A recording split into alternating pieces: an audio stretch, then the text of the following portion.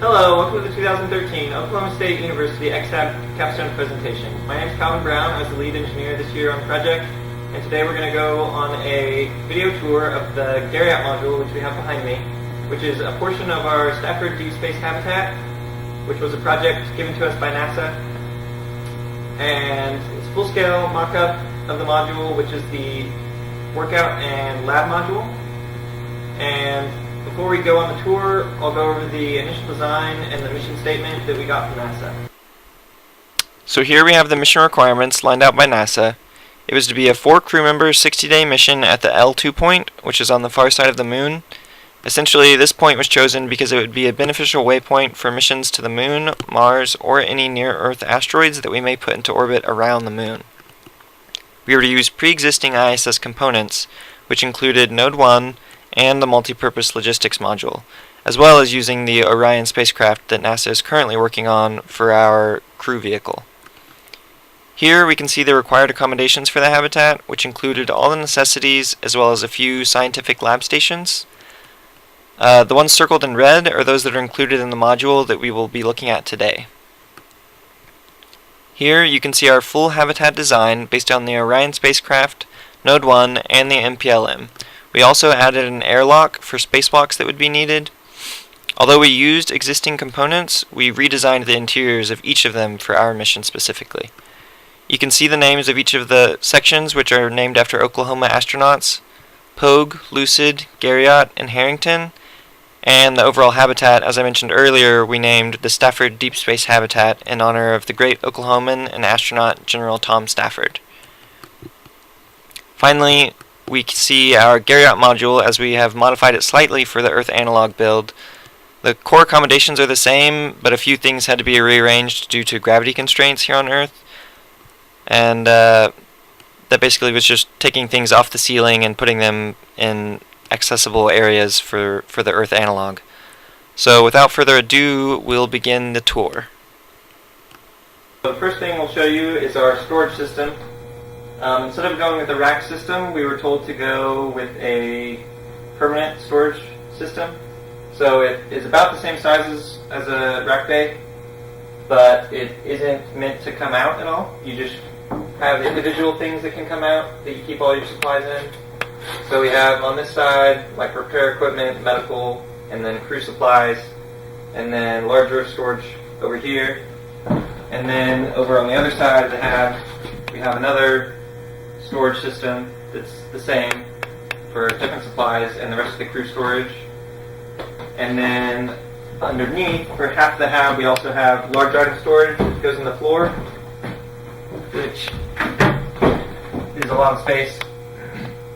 And this would hold replacement parts for the hab, or extra spacesuits, or anything else that was too large to fit in the rest of the storage compartments that we had. Hi, I'm Nikki Davison. I designed the interior sleeping quarters for the XHab. I designed the whole thing based on the Aurora Borealis, or the Northern Lights. The tack board for astronauts to put their personal photographs and letters and things is all designed based on the Earth's magnetic poles, or the magnetic field, which is responsible for the Northern Lights. And all the colors are based off those typically seen in the Northern Lights. Even the curve of the vanity, which will be covered in strips of hook and loop tape for astronauts to place their personal effects, the curve is all based on the lines seen in the Aurora Borealis. This is their mirror and control panel. They would be able to Skype through here with their family members, look at things online, maybe even have a playlist of music. And at the bottom, I have just regular pockets and things for them to keep all their items. In a full mock-up of this area, this would be enclosed. They would have a sleeping bag hanging on the wall. But for now, this is what I have. Hello, I'm Seymour Rose. I'm here to talk about the HVAC design and build for the XHab module done at Oklahoma State University. As you can see above me, this is what we have for what we were originally designing to do, which has been the active cool beam, which is what the lights are mounted onto. They would have airflow pushed over cooled pipes to be pumping cold water throughout the system and then pumped back down. Since convection doesn't work, you'd have to force the movement of air using fan mounted inside it. As that was too expensive to actually build, we ended up doing a smaller mock-up build that used these two vents up here to push out air using a more traditional HVAC system, just so we have actual airflow within the module. Down below us, down the floor, is the actual module we had that will have a water pump with water pumping through it and an ability to cool that water to an limited extent. Thus we can cool down the air that's running through that at the same time while that's pumping through airflow to our two vents that we have. That allows us to keep air circulation within this habitat correct, along with keeping the habitat somewhat cooler than it would be otherwise, just to take care of everyone's body heat and everything else.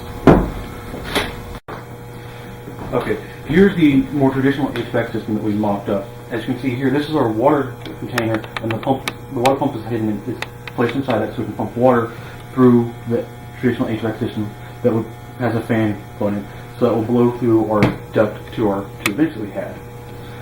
What we do at this point is you can cool this water here a bit, as you see it's taking on now, cool water, and then you can pump through and cool the air more throughout the system.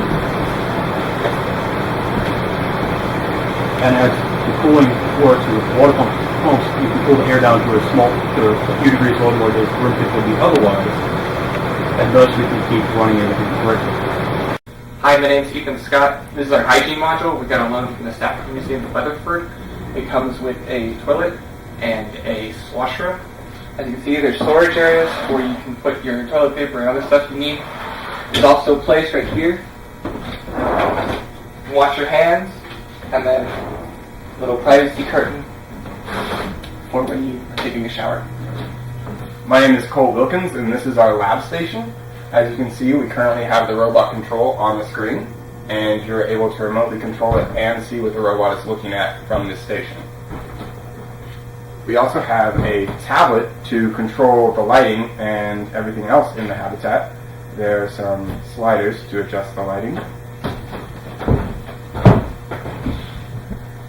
Good. And you can adjust the lighting like so, along with individual parts of the habitat.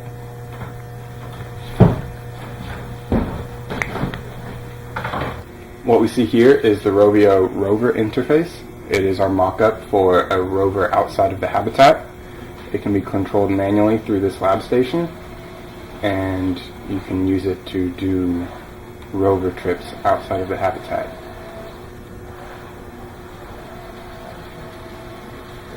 Hi, my name is Goulden, and I'm going to talk about the exercise here on our Garrett module. If you look here underneath the floor, you see that this stows away when you're not using it, and it has this panel that swivels out here, and you have your little speed here and here, and you can hop on, get a little exercise, and when you're done, just hop off. You can have to go down, or you can pull this out and it stops, and you can safely throw it out here when you want to look over here, and yeah. Over here we have the viewing screen, which you can see an outside webcam from the space habitat and also an internal webcam for monitoring things. This viewing screen can also double to watch movies or look outside or watch anything you want while you are exercising in front of this area here. So the lights above us are controlled wirelessly through a tablet. It communicates with a computer underneath in the storage area, which controls the power to individual segments of the lighting on the ceiling. I'm Bruggemeyer, and behind me you can see the aeroponics system we designed for our XHab. We designed it with 3 racks, and the slight tilt you can see is because we modified the aeroponics for the space into our Earth analog, so it's actually a gravity-fed return system. It feeds into a water storage tank, which is underneath my feet currently. It attaches to a pump, and each run has its own water distribution system. And currently we are growing cucumbers, strawberries, and gypsy. So when you perform this experiment, you can actually gather your data, and at the end of it, you can eat your results. So right underneath the aeroponic system, we have our simulated clean environment. It's a small glove box. So you can stick your hands in here and mess with whatever you have inside, which in our case happens to be moon rocks. So we made it to where you can lift it up, store it underneath the floor, and fold up where it was to save space for activities.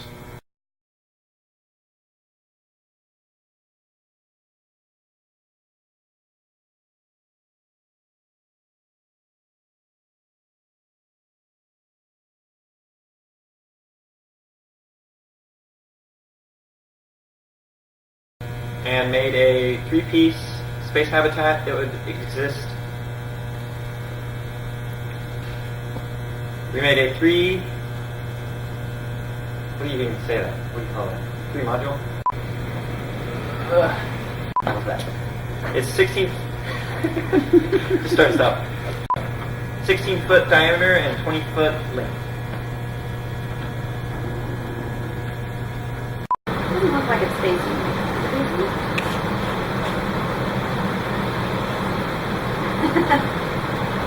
Should I start over? Now that the fan's not going? I'll start over.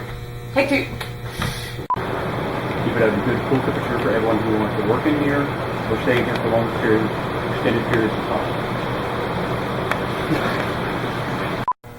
Okay. I'm Kyle Bruggemeyer, and this is our aeroponics design. Did I just move off screen? At the end of it, you can eat your results. I don't know what else to talk about. And then you can't take your hands out. I don't have to introduce myself again, do I? Is it going? Okay. But essentially, it was a. Okay. Can't get my hand out. Should probably redo that. This is our hygiene module. We've got a space toilet and a washroom. They're both. Hi, my name is Ethan Scott. This is a hygiene module. It's on loan from the Stafford Museum in Weatherford. It comes with a toilet and a washroom. That's all I know how to say about this thing. I mean, what is there else to say? It's a toilet! Man, toilet space. I mean, I could, that's it. It's a space toilet. Yeah! Should I specify, I'm Start not with- who I am, but should I specify the XHab stuff? Or No, it's going to be in the middle of the video, so.